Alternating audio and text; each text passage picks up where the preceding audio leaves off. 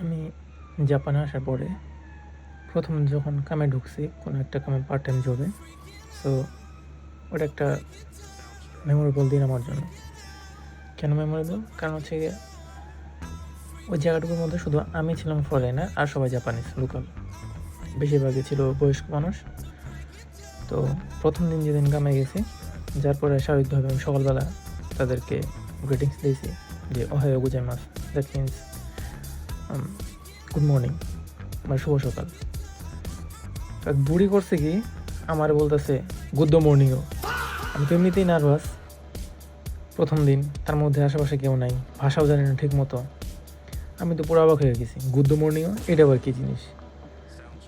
তারপর বলতেছে, আমি বললাম যে না আমি বুঝি নাই, দয়া করে আবার একটু বলেন। উনি আবার বলতেছে গুড মর্নিংও। গুড মর্নিংও অনেক অর্থ পড়ছে, কিন্তু গুড মর্নিংও এই অর্থ কোনো সময় পড়িনি। এটা কোত্থেকে আসলো, এর মানে আবার কি? আমার মাথা মতো ঘুরে যাইতেছে, আমার ঘাম ছুটে গেছে রীতিমতো। পরে আবার বললাম যে আমি আসলেই বুঝিনি, খুবই দুঃখিত, আপনি আবার যদি একটু বলেন। তো উনি বলতেছে গুড মর্নিং, মানে উনি আমারে বলছে গুড মর্নিং, মানে জাপানিজে প্রনাউন্সিয়েশন করছে, তার কারণে আমি বুঝিনি, বাট ওনার প্রনাউন্সিয়েশন রয়েছে এরকম গুড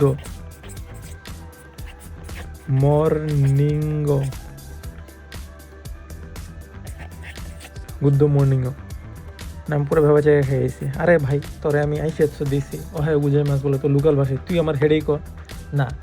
হ্যাঁ, আমার বেশি ভাব দেওয়া হইতে গেছে গুড মর্নিং, খাম ছুড়াই দিছে বেটি।